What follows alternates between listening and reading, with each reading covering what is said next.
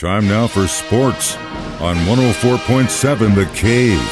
Here's Ned Reynolds. Mike, the intern, Ned Reynolds, trying to stay dry in the studio on a Thursday morning. It's the annual Which Team Wants to Hire Eric Bieniemy? It happens almost every year around this time. Teams start to pop up on the radar and, nothing really ends up happening, thank God. But there's a new team that's interested. Is that right? There is, but I'm going to amend you just a little bit because it's not just every year. It almost seems like it's every day.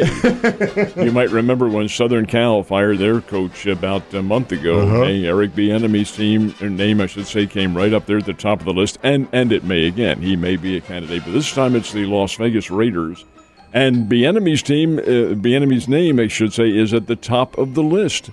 He is considered to be a top candidate to be the Raiders' new head coach. Now, how valid that is, who knows? This is the media. These are all the Twitters and the Facebooks and all that.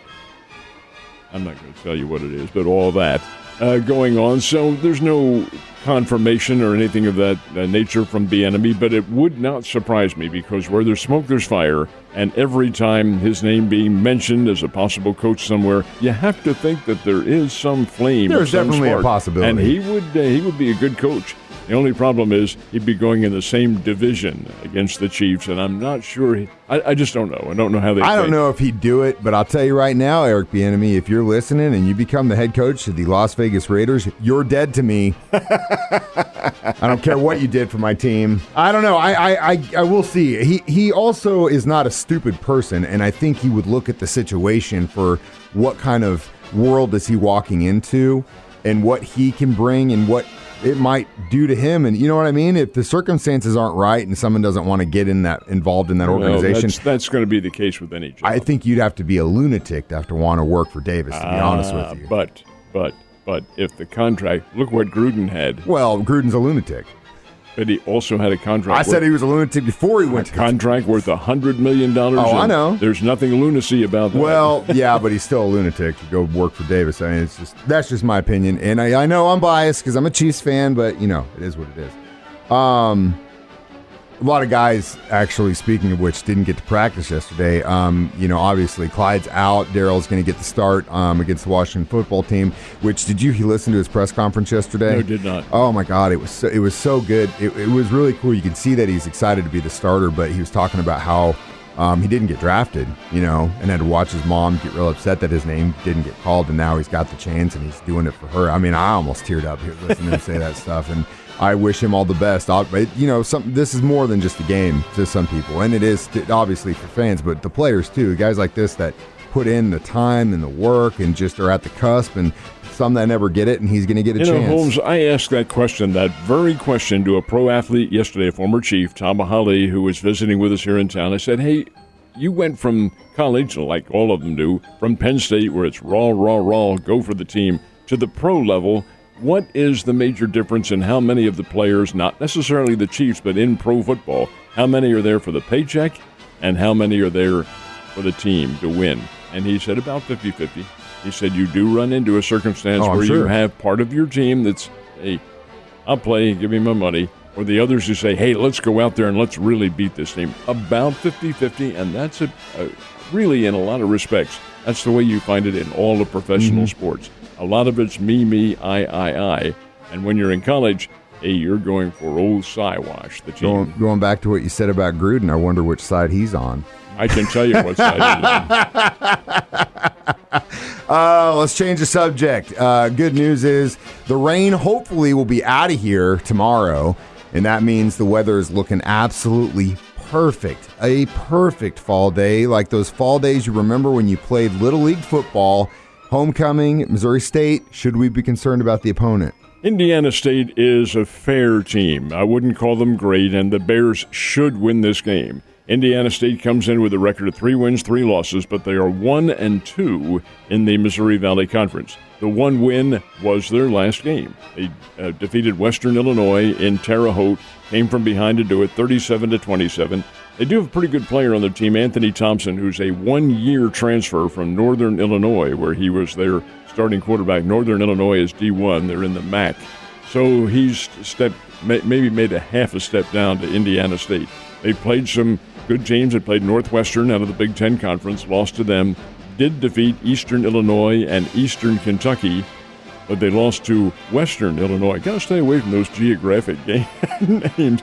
We're not Southwest Missouri State anymore. No. It is Missouri State.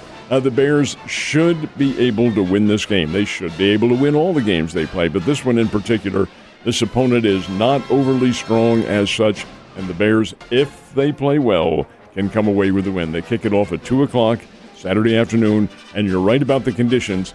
Looking at the overall circumstances, temperature probably in the low 60s and the sun out. Perfect. That's fall. Yeah, it's going to be perfect, and you'll have plenty of time to go hook up with whatever fraternity you want to and party and put together your float and go through the parade before the game starts. Parade is around 9 o'clock on Saturday morning, probably be a bit on the cool side there. But then the real parade, the parade to the tailgate. So tonight, the trash talk ends. There can only be one. Is it going to be the Giants or the Dodgers? What do the boys in Vegas say about this game? They have pretty much an even split. You think That's so? perfectly understandable because they are even. Of the two teams, now they're playing in San Francisco, playing at Oracle Park. And you take a look at the seasons, 107 wins for the Giants, 106 wins for the Dodgers, and the series is tied 2 games apiece. Well, tonight we go to the Final Four as opposed to the Fabulous Five. We're in the Fabulous Five right now, but one of those teams gets eliminated, and then you have your Final Four. That's called the Championship Series. Then you have your Final Two, which is called the World Series. Okay, this is it in the National League. The winner will play the Atlanta Braves starting on Saturday. Who's the winner probably going to be? You know, Mike, it is utterly impossible to say. These teams are arch rivals, dating back to the days when they were the Brooklyn Dodgers and the New York Giants. Well, now they're on the West Coast and have been for forever, seemingly. But the fact of the matter remains that they are arch rivals, don't like each other, and really have an intense rivalry. Who wins? Who knows? The Dodgers are probably the reigning world champions, probably man for man a slightly better team. But the Giants have been magic all year long. Nobody expected them to be here. Anything can happen. I really have to think, if you're going to put me on edge here, I really have to think the Dodgers' power may have a little bit more, but again, anything can happen. Hey, baseball is magic, and I'm going to go against you and say the Giants win tonight. Because, like I said, we talked about this, I think we're at the beginning of the series. I said, there are certain teams, like kind of what happened with the Cardinals towards the end of the season, that you can just see this magic in them. And the Royals had it the couple years when they went and lost, and when they went back and they won, there was just you had some pretty good players on the team, but then you just had guys that were just stepping up, and there's just this cohesion, and you can see it in the Giants. And I think that's what's going to bring them through. Key is consistency. Yes. We've talked about it time and again. That's where the Cardinals failed this year. They weren't consistent. Yeah, they had 17 straight wins.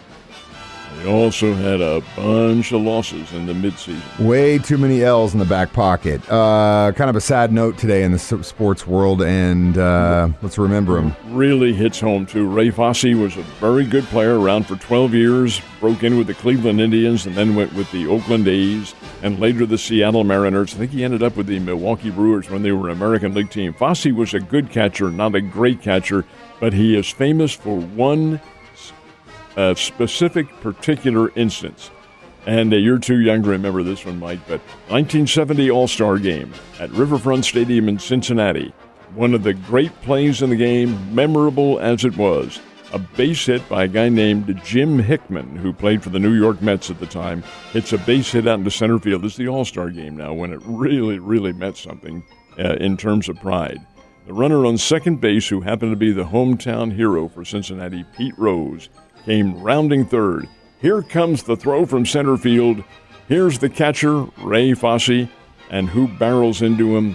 Pete Rose. And I mean, he slammed Ray Fosse into oblivion, separated his shoulder, did everything else. And Fosse, in all honesty, never really recovered. He went on to play, but never really had that spark. He was, I think, probably had a slight concussion.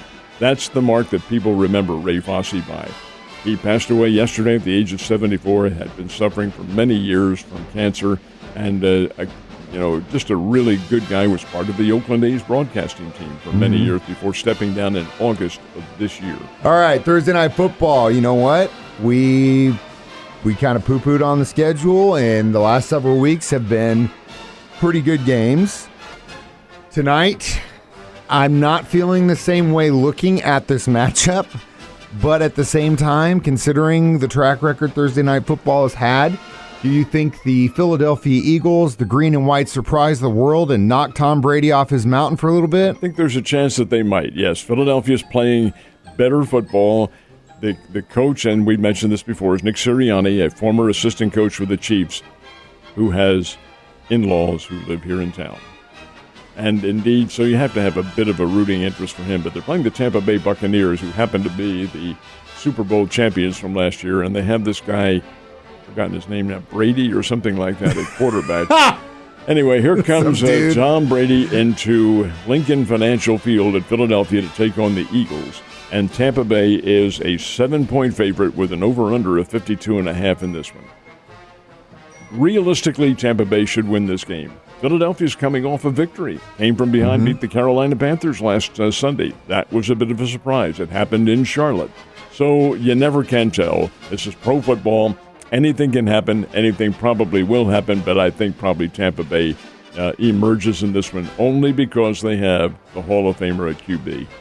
Don't poo-poo on the Eagles too much because That's the Chiefs. my team now. I'm not talking to you. I'm talking to everybody else because we have the same record as those guys. That's right. Yeah. 2-3. Well, go Eagles. I'm rooting for your team tonight. Ned, you have a wonderful day, sir.